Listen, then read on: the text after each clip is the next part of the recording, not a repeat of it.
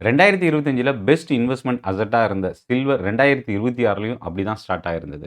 இப்பவும் ப்ராஃபிட்ல தான் இருக்கு. ஆனா, இன்னைக்கு ஒரு பிளாக் ஃப்ரைடே.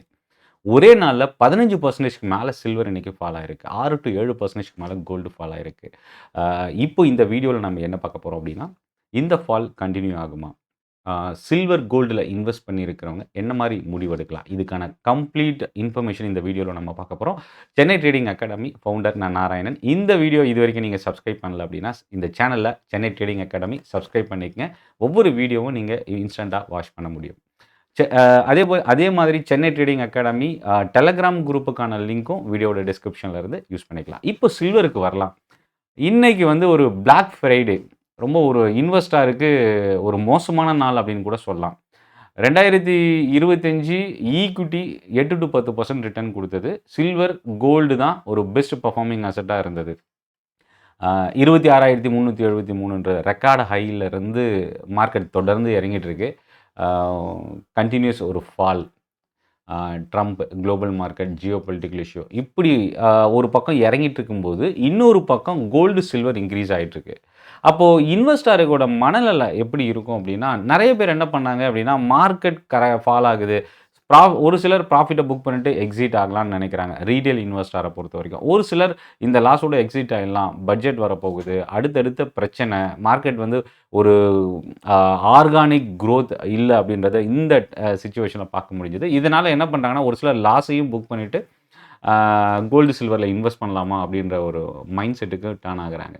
நெறைய இன்வெஸ்டர், ட்ரேடர்ஸ் என்கிட்ட கேட்ட கேள்வி, சில்வர் வந்து நான் லாங் டர்ம் இன்வெஸ்ட் பண்ண போறேன். இப்போ பண்ணலாமா அப்படின்னு நெறைய பேர் கேட்குறாங்க. ஏன்னா, கன்டினியூஸா இன்கிரீஸ் ஆகுறத ஒவ்வொரு இடத்துலயும் எங்கேயாவது கரெக்ஷன் வருமா? இன்வெஸ்ட் பண்ணலாமான்னு பார்க்கும்போது, அது கன்டினியூஸா இன்கிரீஸ் ஆகுறதுனால, ஒவ்வொருத்தருக்கும் இங்க இன்வெஸ்ட் பண்ணா கூட ஒரு 5, 10% நம்மளால ஏர்ன் பண்ண முடியுமான்ற ஒரு கொஸ்டின் மார்க் வருது.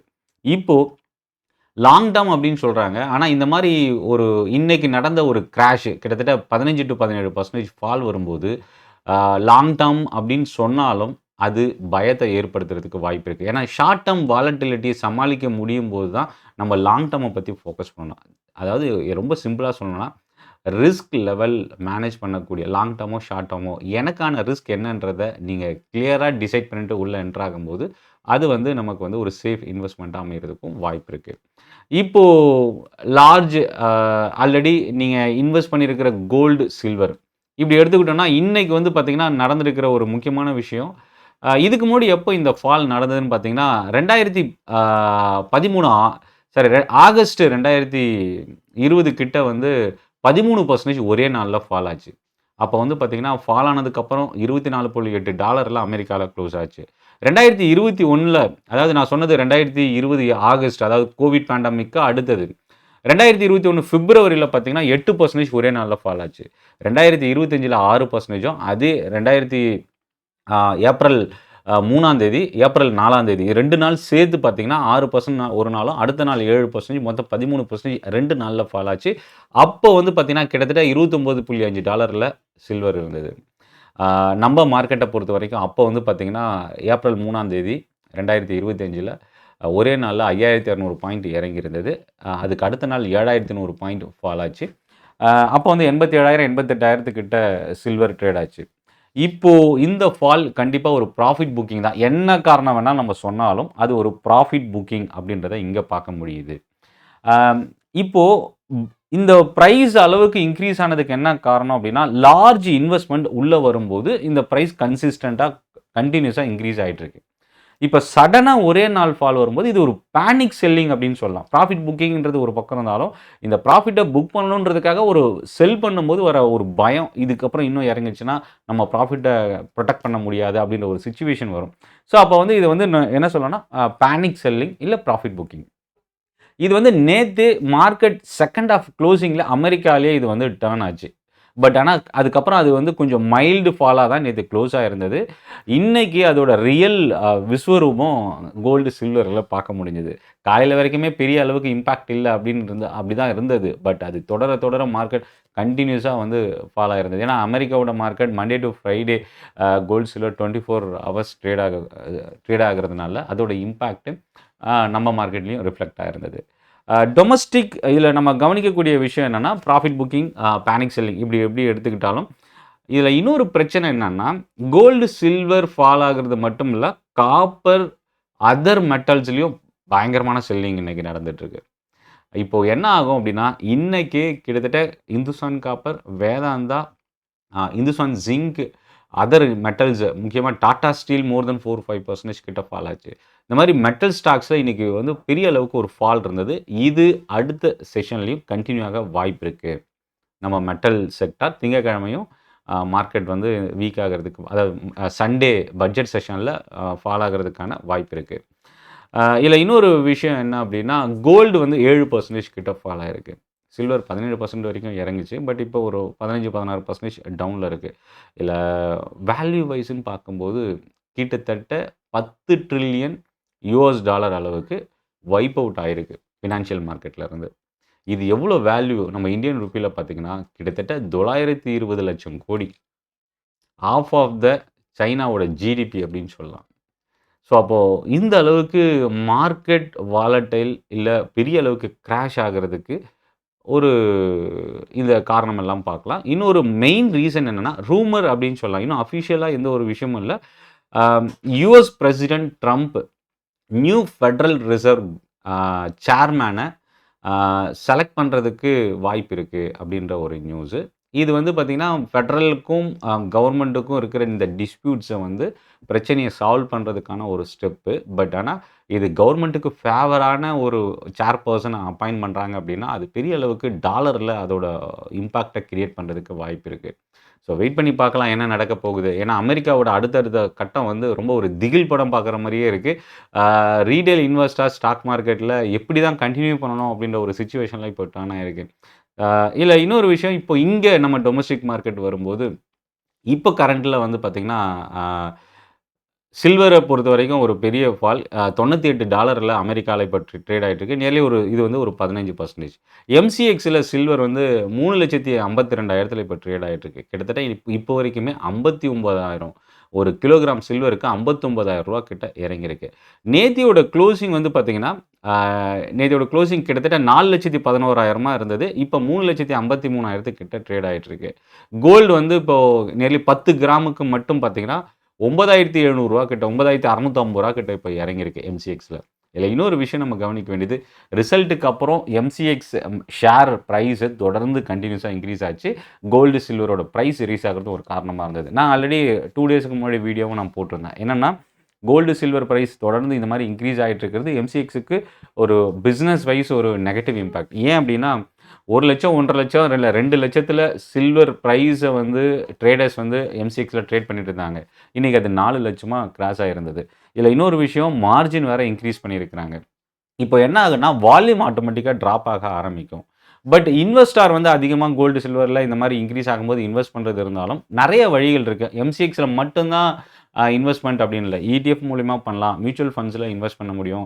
ஸோ அப்போ ஸ்டாக் மார்க்கெட் மூலியமாகவும் இன்வெஸ்ட் பண்ண முடியும். ஸோ அப்போ இந்த மாதிரி ஒரு வாய்ப்பு இருக்கும்போது எம்சிஎக்ஸுக்கு வந்து இது ஒரு செட்பேக். அதனால தான் இன்றைக்கி எம்சிஎக்ஸ் வந்து பார்த்திங்கன்னா கிட்டத்தட்ட 5% கிட்ட இன்றைக்கி ஃபால் ஆகிருக்கு. இப்போது இடிஎஃப்க்கு வரலாம். நான் ஆல்ரெடி என்னோட ப்ரீவியஸ் சில்வர் வீடியோவில் நான் என்ன சொன்னேன்னா, ப்ரீமியமில் சில்வர் இடிஎஃப் வந்து ட்ரேட் ஆகிட்டு இருக்கு இந்தியாவில். இந்த ப்ரீமியம் டிஸ்கவுண்ட் அப்படின்னா என்ன அப்படின்னா, ஒரு ஃபேர் வேல்யூ சில்வருக்கு இந்தியாவில் இருக்குது. அது வந்து ஐஎன்ஏவின்னு சொல்லுவோம். இது வந்து பார்த்திங்கன்னா ஏஎம்சியோட வெப்சைட்லேயும் பார்க்கலாம், என்எஸ்சியோட வெப்சைட்லேயும் நம்ம தெரிஞ்சுக்கலாம், ட்ரேடிங் போர்ட்டல்லையும் நம்ம பார்க்க முடியும். இந்த என்ஏவியை விட எவ்வளோ அதிகமாக இருக்குது சில்வர் இடிஎஃப்ன்றதையும் நம்மளால் கண்டுபிடிக்க முடியும். ப்ரீமியமில் இருக்குன்னு நிறைய பேர் சொல்கிறாங்க. அது என்ன தான் ப்ரீமியம் அப்படின்றது நமக்குள்ளே ஆஸ் எ ட்ரேடராக ஒரு கொஷின் இருக்குது. ஸோ அப்போ என்னென்னா, ஐஎன்ஏவி அப்படின்றத பொறுத்து தான் எவ்வளோ ப்ரீமியம் ஒவ்வொரு சில்வர் இடிஎஃப், நிறைய ஏஎம்சியோட சில்வர் இருக்குது, அது என்னென்னன்றதையும் நான் அடுத்து சொல்கிறேன். ஸோ அப்போ அந்த ஒவ்வொரு இடிஎஃப்பும் எவ்வளோ ப்ரீமியமில் இருக்குன்றதையும் நம்ம தெரிஞ்சுக்க முடியும். ஐஎன்ஏவி ப்ரைஸு, அதிலிருந்து சில்வர் இடிஎஃபோட ப்ரைஸ், எந்த ஏஎம்சியோட சில்வரோ அந்த சில்வர் இடிஎஃப்பை வந்து நீங்கள் டிஃப்ரென்ஸ் வந்து எவ்வளோ இருக்கோ அதுதான் வந்து ப்ரீமியம் ஆர் டிஸ்கவுண்ட்டுன்னு சொல்ல முடியும். இப்போது இடிஎஃப் ஒரு யூனிட் வந்து ஒரு சில்வர் ஒரு கிராமோட ப்ரைஸ் அப்படின்றது தான் நம்ம இங்கே எடுத்துக்க முடியும். பட் ஆனால் இதில் வந்து பார்த்திங்கன்னா ஒரு சில ஏஎம்சியோட ப்ரைஸ் வந்து அதுக்கு ரொம்ப குறைவாகவே ரீட்டைன் பண்ணியிருக்கிறாங்க. இப்போது இதில் நம்ம கவனிக்கக்கூடியது என்னென்னா, கிட்டத்தட்ட ஒரு 9 to 10 இடிஎஃப் இருக்குது. ஐசிஐசியோட சில்வர் ETF கிட்டத்தட்ட 20% ப்ரீமியமில் இருக்கிறதா இன்னைக்கு மார்க்கெட்டில் நான் ஒரு சோஷியல் மீடியாவில் பார்த்தேன். அதேபோல் HDFC சில்வர் 15% இருந்ததா பார்த்தேன்.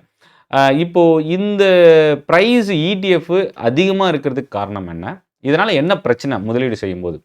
நான் ஆல்ரெடி லாஸ்ட் கிராஷ் வரும்போதே நான் சொல்லியிருந்தேன். $48 வரைக்கும் $54 ரெக்கார்ட் ஹை போயிட்டு அங்கேருந்து $48 வரைக்கும் ஃபால் ஆச்சு. நான் அப்பவே சொன்னேன். இந்த மாரி பிரீமியம்ல இருக்கு. அதனால ஏறும்போது அதாவது எவ்வளோ பிரீமியம் நீங்க குடுத்து வாங்குறீங்களோ, அந்த பிரீமியம் உங்களுக்கு லாங் டெர்ம் போறீங்க அப்படின்னா, கண்டிப்பா லாஸ் ஆக தான் வாய்ப்பு இருக்கு. ஏன் அப்படின்னா, மார்க்கெட் இன்க்ரீஸ் ஆயிட்டே போகும்போது, அந்த பிரீமியம் இறங்குறதுக்கு வாய்ப்பில்ல. இன்க்ரீஸ் ஆக தான் சான்சஸ் இருக்கு. ஸோ, அப்ப என்னன்னா, அந்த பிரீமியம் ஏறும்போது பிரச்சனையே கிடையாது. ஆனா, இறங்கும்போதோ, இல்ல இந்த மாரி கிராஷ் வரும்போது, பிரீமியமும் சேர்ந்து குறைய ஆரம்பிக்கும். அப்போ இந்த பிரீமியம்ன்றது என்னன்னா, நம்ம ஆல்ரெடி ஆப்ஷன்ல தான் இந்த மாரி வார்த்தைய நம்ம கேட்டிருப்போம். ஆப்ஷன்ல வந்து பிரைஸு ஷேர் பிரைஸ்ன்னு சொல்ல மாட்டோம். பிரீமியம்னு சொல்லுவோம். என்னன்னா, அது வந்து எந்த அது வந்து ஒரு ஃபிக்ஸட் பிரைஸ் கிடையாது. எந்த நேரத்தில வேணாலும் அது குறையறதுக்கோ, 0 ஆகுறதுக்கோ வாய்ப்பு இருக்கு. அதே மாரி இந்த பிரீமியம் நீங்க எக்ஸ்ட்ரா பே பண்ற பிரீமியம் அது நமக்கு நஷ்டம் தான் தரும். நீங்க அந்த ETF வச்சிருக்கிற வரைக்கும். இல்ல அந்த பிரீமியம் குறையும்போது அது நமக்கு லாஸாவும் மாறும். இப்ப இந்த கிராஷ்ல என்ன ஆகுதுன்னா, 10% சில்வர் இறங்குதுன்னா, இந்த பக்கம் இன்னும் ஒரு 5%, 6% இறங்க ஆரம்பிக்கும். ஒரு சில டைம்ல நம்ம இன்னும் கவனிக்கணும்னா, இந்த 10, 15% பிரீமியமா இருக்கிற சில்வர் ETF டிஸ்கவுண்ட்ல கூட போகலாம். ஸோ, அப்போ இன்னும் அதிகமா ஃபால் ஆக போகுதுன்ற ஒரு ப்ரொஜெக்ஷன் வந்தா, இது வந்து ஃபேர் வேல்யூ தாண்டி கீழ இறங்கி டிஸ்கவுண்ட்ல கூட போறதுக்கு வாய்ப்பு இருக்கு. இது ஒரு பேனிக்காக சொல்ல, எப்படி பிரீமியம்னு ஒரு பாசிபிலிட்டி இருக்கோ, அதே மாரி டிஸ்கவுண்ட்டுக்கும் ஒரு பாசிபிலிட்டி இருக்கு. இப்ப இந்த பிரீமியம் டிஸ்கவுண்ட் அப்டின்னா, ஃபேர் வேல்யூ விட பிரைஸ் அதிகமா இருந்தது அப்டின்னா, அது பிரீமியம்னு சொல்லலாம். ஃபேர் வேல்யூ விட பிரைஸ் குறைவா இருந்ததுன்னா, அது டிஸ்கவுண்ட் அப்டின்னு சொல்ல முடியும். ஸோ, இப்போ இந்த பிரீமியம், டிஸ்கவுண்ட் இது எப்படி நடக்குது அப்டின்னா, முதல்ல வந்து டொமஸ்டிக் மார்க்கெட்டோட டிமாண்ட்ன்னு ஒண்ணு இருக்கு. நம்ம குளோபலா சில்வரோட பிரைஸ வச்சு இந்தியாவுன்னு வரும்போது, அதே பிரைஸ்ல நம்ம இந்தியால வாங்க முடியாது. ஏன்னா, இன்னைக்கு ஒரு பொருள், ஒரு ப்ராடக்ட் எடுத்துக்கிட்டீங்கன்னா, அ யுஎஸ்ல ஒரு பிரைஸ் இருக்கும். அதாவது டாலரா நீங்க ரூபியிலேருந்து கன்வெர்ட் பண்ணாலோ, இல்ல டாலர்லேருந்து ரூபியா கன்வெர்ட் பண்ணாலோ, எக்ஸாக்ட் பிரைஸ் கண்டிப்பா இருக்காது. அமெரிக்கால ஒரு ப்ராடக்ட் வந்து நீங்க வாங்குறீங்க, அது இந்தியன் ரூபியில கன்வெர்ட் பண்ணா ரூ. 1,00,000 அப்படின்னா, அதே இந்தியால வாங்கும்போது அது மேபி அத விட அதிகமாவும் இருக்கலாம், இல்ல குறைவாவும் இருக்கலாம். ஸோ, அப்ப அந்த பிரைஸ் சேஞ்சஸ் வந்து அந்த நாட்டுக்கும், இந்த நாட்டுக்கும் அ மாறும். ஸோ, அதே மாரி தான் சில்வரும். எக்ஸாக்ட்டா ரூபியில நீங்க கன்வெர்ட் பண்ணும்போது, சில்வர எக்ஸாக்ட் பிரைஸ் இருக்க வாய்ப்பில்ல. ஏன்னா, உள்நாட்டிலயும் ஒரு டிமாண்ட் இருக்கு. உள்நாட்ல இன்னும் சொல்லப்போனா சில்வர்ல ஏன் இந்த பிரீமியம்னா, ஸ்டோரேஜ் காஸ்ட் எக்ஸ்ட்ரா வரும். இப்போ எக்ஸாம்பிள் வந்து ஒரு 10 கிராம் கோல்டு வந்து பார்த்தீங்கன்னா, அதோட ஸ்டோரேஜ் இது வந்து ரொம்ப குறைவா இருக்கும். கிட்டத்தட்ட ஒரு ரூ. 1,70,000 இருக்கு ஒரு 10 கிராம் கோல்டு அப்டின்னா, அதுக்கு ஈக்குவலன்ட்டா பார்க்கும்போது கிட்டத்தட்ட பார்த்தீங்கன்னா, 1/2 கிலோகிராம் சில்வர். அப்ப அந்த 1/2 கிலோகிராம் ஸ்டோரேஜ் காஸ்ட் வந்து அதிகமாகும். ஸோ, அப்போ அது ஒரு விஷயம் இந்த பிரீமியம் ரைஸ் ஆகுறதுக்கும். ஏன் அப்டின்னா, இந்த ETF வந்து பிசிக்கல் சில்வர பேஸ் பண்ணி தான் இருக்கு. ஸோ, அப்போ இம்போர்ட் டியூட்டி ஹைக்ஸு, லாஜிஸ்டிக்ஸு, கவர்ன்மெண்ட் நம்ம டொமஸ்டிக் டிமாண்டு இது எல்லாமே ஒரு ரீசனா சொல்லலாம். இத தாண்டி ஜிஎஸ்டி இப்ப இருக்கிற கரண்ட் இம்போர்ட் டியூட்டி அப்ராக்ஸிமேட்டா நான் அது அஃபிஷியலா இல்ல. நான் பார்த்த வரைக்கும் நியர்லி மேபி என்னோட பெர்சன்டேஜ் தவறா கூட இருக்கலாம். 6% கிட்ட இம்போர்ட் டியூட்டியும், நியர்லி ஜிஎஸ்டி வந்து பார்த்தீங்கன்னா 3% கோல்ட் அண்ட் சில்வருக்கும் நான் பார்த்தேன். மேபி இது ஒரு அ அதிகமான பிரீமியம் வர்றதுக்கும் இது ஒரு காரணமா பார்க்கலாம். இன்னொரு விஷயம் என்னன்னா, லிக்விடிட்டி எவ்வளோ பார்ட்டிசிபென்ட்ஸ் இருக்காங்க. டிமாண்ட் அதிகமாகும்போது செல்லர் இல்ல அப்டின்னா, கண்டிப்பா பிரைஸ் இன்கிரீஸ் ஆக ஆரம்பிக்கும். அது ஒரு காரணமா பார்க்கலாம் இந்த ETF. இன்னொன்னு அ நம்ம இதில நம்ம கவனிக்கக்கூடியதுன்னா, சப்ளை ஷார்ட்டேஜ் அது ஒரு மெயின் ரீசன். ஸோ, அப்ப என்னன்னா, அ மெட்டல இம்போர்ட் பண்றதுலயும், அத ETFஆ கன்வெர்ட் பண்றதுலயும், ஸோ இதெல்லாமே வந்து பார்த்தீங்கன்னா, நெறைய சிக்கல் இருக்கிறதும், குளோபல் அன்சர்டனிட்டி, ஆ ருப்பி வந்து தொடர்ந்து ஃபால் ஆயிட்டு இருக்கிறது. ரெக்கார்ட் லோ கிட்ட இருக்கு. அரவுண்ட் அபோவ் ₹90 கிட்ட இப்போ ருப்பி வந்து யுஎஸ் டாலருக்கு அகைன்ஸ்டா ரீட்டெயின் ஆயிட்டு இருக்கிறது. இதெல்லாம் தாண்டி இன்னொரு விஷயம் என்னன்னா, நம்ம மார்க்கெட் 3:30 மணிக்கே முடியுது. காலையில 9:15க்கு ஓப்பன் ஆகுது. ஆனா, குளோபல் மார்க்கெட் முக்கியமா கோல்டு, சில்வர் ட்ரேட் ஆகுற அமெரிக்காவோட மேஜரா பெஞ்ச்மார்க் அத ஃபாலோ பண்ணி தான் குளோபல் மார்க்கெட் ட்ரேட் ஆகுது. அத வச்சு பார்க்கும்போது, சில்வர் பிரைஸ் அ மேபி ஒரு எக்ஸ்பெக்டேஷனில் இங்கே ப்ரீமியமில் ட்ரேட் ஆகும். அதாவது இன்றைக்கி இறங்க தான் வாய்ப்பு இருக்குது, இல்லை இன்றைக்கி இன்னும் ஒரு 3% ஏற வாய்ப்பு இருக்குன்றதுனால அட்வான்ஸாக நம்ம மார்க்கெட் முடிகிறதுக்கு முன்னாடியே அந்த ப்ரீமியம் வந்து அங்கே வந்துடுது. ஸோ அப்போ அந்த ப்ரொஜெக்ஷன் இருக்குது பாருங்கள், ப்ரைஸ் 3:30 மணிக்கு முடியும் போது இன்றைக்கி நைட்டு சில்வர் இன்க்ரீஸ் ஆச்சுன்னா நாளை காலையில் மேபி ப்ரைஸ் வந்து நம்ம மார்க்கெட்டில் ஒரு கேப் அப் இருக்கும் இடிஎஃப்ல. ஸோ அந்த ஒரு ப்ரொஜெக்ஷனுக்காக இன்றைக்கி அது அட்வான்ஸாக கொஞ்சம் ப்ரீமியமில் டர்ன் ஆகுது. அது ஒரு ரீசனாக நம்ம பார்க்கலாம். ஸோ இதெல்லாமே வந்து பார்த்திங்கன்னா சில்வர், கோல்டு அந்த ப்ரீமியம் டிஸ்கவுண்ட் அந்த ரீசனுக்கான ஒரு விஷயமா பார்க்கலாம். எப்போ இந்த ப்ரீமியம் டிஸப்பியர் ஆகிடும், எப்போ இந்த ப்ரீமியம்ன்றது அது இப்போ சப்போஸ் 350 ஒரு கிராம் அப்படின்னா 320 அதிகமாக இருக்குது, இல்லை 20% அதிகமாக இருக்குன்னா இந்த 20% எப்போ ஃபேர் வேல்யூவோட மறுபடியும் அந்த ப்ரீமியம் குறைஞ்சி வந்துடும் அப்படின்னு பார்த்தீங்கன்னா, இம்போர்ட் நார்மலைஸ் ஆகும்போது, ஃப்ரெஷ் யூனிட்ஸ் வந்து கிரியேட் ஆகும்போது, டிமாண்ட் குறையும் போது, அதாவது இதுதான் ரொம்ப முக்கியம், ஃபால் வரும்போதுன்றதையும் டிமாண்ட் கூல் ஆஃப் ஆகும்போது அப்படின்னு கூட சொல்லலாம். ருப்பி ஸ்ட்ரென்தன் ஆகும்போதும் இந்த ப்ரீமியம் வந்து குறையிறதுக்கு வாய்ப்பு இருக்குது. ஸோ இப்போ இந்த ஐஎன்ஏவி அப்படின்னா என்னென்னா, ஐஎன்ஏவின்றது வந்து ஒரு ஃபேர் வேல்யூ, சில்வருக்கான ஒரு ஃபேர் வேல்யூ. ஸோ அப்போ இந்த ஐஎன்ஏவியை வந்து எப்படி தெரிஞ்சுக்கலாம்னா, என்எஸ்சியோட வெப்சைட்டில் இருந்து தெரிஞ்சுக்கலாம். ஆக்சுவல் ப்ரைஸ் சில்வருக்கு என்ன, அதிலிருந்து நீங்கள் வாங்கக்கூடிய ஏஎம்சியோட சில்வர் இடிஎஃப் எவ்வளோ டிஃப்ரென்ஸில் இருக்குது, அதுதான் நீங்கள் ப்ரீமியமாக டிஸ்கவுண்ட்டான்றதை தெரிஞ்சுக்கலாம். இதை தாண்டி மேபி இப்போ எக்ஸாம்பிளுக்கு வந்து கரண்ட் என்ஏவி வந்து பார்த்திங்கன்னா, ஐஎன்ஏவி வந்து ரூ. 332 அப்படின்னு வச்சுக்கலாம். இப்போ இந்த ரூ. 332 மார்க்கெட் ப்ரைஸ் வந்து ரூ. 351.91 இருக்குது. அதாவது 6% ப்ரீமியமில் இருக்குது. அப்போது என்னென்னா, இந்த இடத்துல அந்த பர்சன்டேஜ் வைஸ்ன்னு பார்க்கும்போது ப்ரீமியம் எவ்வளோ இருக்குது அப்படின்றதையும் நம்ம இங்கே அண்டர்ஸ்டாண்ட் பண்ணிக்கலாம். ஸோ அப்போ நம்ம வாங்கும்போது ப்ரீமியமோடு வாங்கும்போது, அதிகமாக விலை கொடுத்து வாங்கும்போது, அதை விற்கும்போது தொடர்ந்து இன்க்ரீஸ் ஆகிட்டு இருக்க ஒரு ப்ராஃபிட்டில் இருக்குன்னா அந்த பிரச்சனையே கிடையாது. இந்த மாதிரி ஏதாவது கிராஷ் வரும்போது தான் ஒரு பெரிய ப்ராப்ளமாக அமைகிறதுக்கு வாய்ப்பு இருக்குது. வாலட்டிலிட்டி இந்த மாதிரி ஒரு பெரிய பிரச்சனை இல்லை கிராஷ் ஃபால் வரும்போது ரீட்டைல் இன்வெஸ்டர்ஸ்க்கு கொஞ்சம் பெரிய அவங்க ஓவரால் போர்ட்ஃபோலியோ பெரிய டேமேஜ் வர்றதுக்கான வாய்ப்பு இருக்குது. இப்போது இதில் என்ன பண்ணலான்னா, இன்வெஸ்டார் வந்து லம்சமாக இன்வெஸ்ட் பண்ணுறதை அவாய்ட் பண்ணலாம். வாங்குறதுக்கு முன்னாடி நீங்கள் இடிஎஃப்பில் வாங்குறீங்கன்னா, வாங்குறதுக்கு முன்னாடி ஐஎன்ஏவியோட ப்ரைஸை நீங்கள் செக் பண்ணுங்கள். இன்னொரு விஷயம், லிமிட் ஆர்டர் போட்டு நீங்கள் பர்ச்சேசிங்க்கு யூஸ் பண்ணுங்கள். ஷார்ட் டேர்ம் நீங்கள் சில்வர் வந்து இப்போதைக்கு ஒரு வாரம் 10 நாள் இல்லை ஸ்விங் ட்ரேடிங்காக நான் சில்வர் வாங்குறேன்றதை பெட்டர் அவாய்ட் பண்ணுங்கள். ஏன்னா எப்போ வாலட்டிலிட்டி அதிகமாக இருக்கோ அந்த டைமில் நம்ம கொஞ்சம் வெயிட் பண்ணி பார்க்குறதும் நல்ல விஷயமா இருக்கும். ஸோ இதில் இன்னொரு விஷயம் என்னென்னா, லாங் டேர்முக்கு போகிறீங்க அப்படின்னா இந்த ப்ரீமியமாக இருந்தாலும் ரொம்ப ஒரு ஆவரேஜ் இல்லை குறைவான ப்ரீமியம் தான் இருக்குன்னா அது ஃபைன் தான். அதாவது நீங்கள் மாதம் மாதம் கொஞ்சம் கொஞ்சம் ஆட் பண்ணுறீங்க, இல்லை லாங் டேர்முக்கு இப்போ நான் கொஞ்சம் வாங்க போகிறேன் அப்படின்னா அப்போ கொஞ்சம் ப்ரீமியமாக இருக்குன்னா அது ஒன்றும் பெரிய உங்களுக்கு கன்சர்னாக இருக்கிறதுக்கு வாய்ப்பில்லை. ஸோ ஃபஸ்ட்டு 30 மினிட்ஸில் சில்வரோ இல்லை கோல்டோ இல்லை இந்த மாதிரி இடிஎஃப் போகும்போது அவாய்ட் பண்ணுறது நல்லது. பர்ச்சேசிங் இல்லை இன்வெஸ்ட்மெண்ட் பண்ணும்போது அது எந்த இடிஎஃபாக இருந்தாலும் சரி, நாட் ஓன்லி கோல்டு சில்வர் இல்லை, நீங்கள் எந்த இடிஎஃப் பண்ணாலும் மார்க்கெட் ஓப்பன் ஆகி முதல்ல ஒரு 1/2 மணி நேரத்துக்கு நீங்கள் இன்வெஸ்ட் பண்ணுறது இடிஎஃப்பில் போகிறதுக்கு முன்னாடி வெயிட் பண்ணலாம்.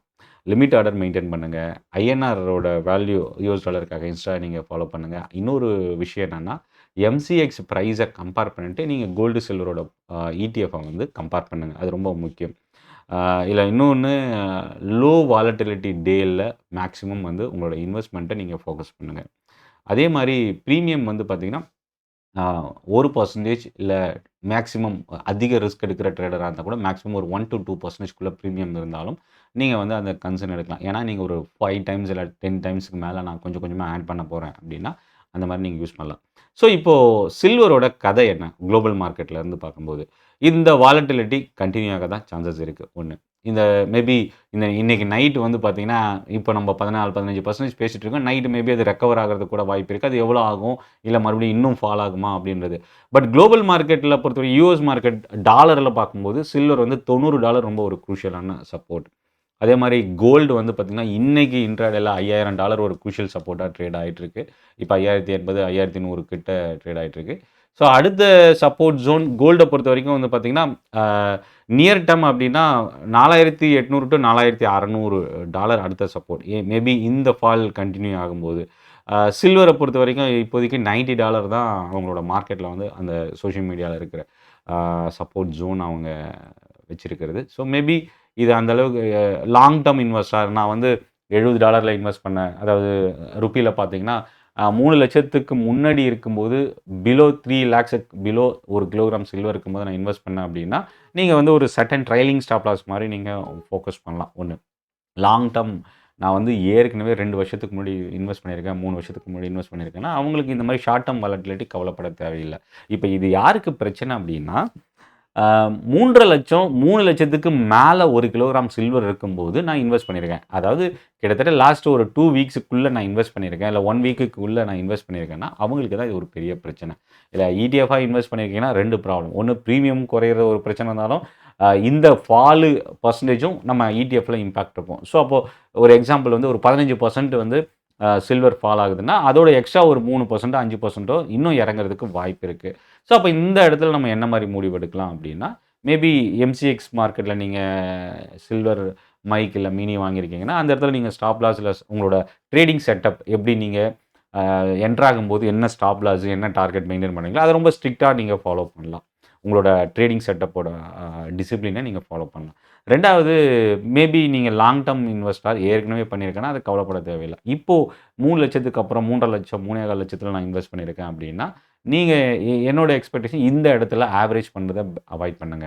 இல்ல செல் பண்ணிடலாமா அப்படின்ற ஒரு நெறைய ஒரு பேனிக் ஒரு பயம் கூட இருக்கும். பட் ஆனா, நீங்க இத வாங்குனது லாங் டெர்ம் அப்படின்னா, நீங்க இப்ப கொஞ்சமா வாங்கியிருக்கீங்கன்னா, நீங்க மேபி இந்த ஃபால் எவ்வளோ வரைக்கும் வந்துட்டு ஒரு இடத்துல ஸ்டெபிலைஸ் ஆகுதுன்னு பாருங்க. அந்த இடத்துல நீங்க ஆவரேஜ் பண்றதுக்கு யூஸ் பண்ணலாம். இல்ல இது வந்து நான் ஒரு வாரத்துக்கு தான் வாங்கியிருக்கேன். பட் இந்த அளவுக்கு ஃபால் ஆயிடுச்சு அப்படின்னா, கண்டிப்பா இந்த வாலட்டிலிட்டி பெரிய ரிஸ்க்கா இருக்கவும் வாய்ப்பு இருக்கு. இந்த வீடியோ பத்தின உங்களோட ஃபீட்பேக்க கமெண்ட்ல போஸ்ட் பண்ணுங்க. சென்னை ட்ரேடிங் அகாடமி சப்ஸ்கிரைப் பண்ணி சப்போர்ட் பண்ணுங்க.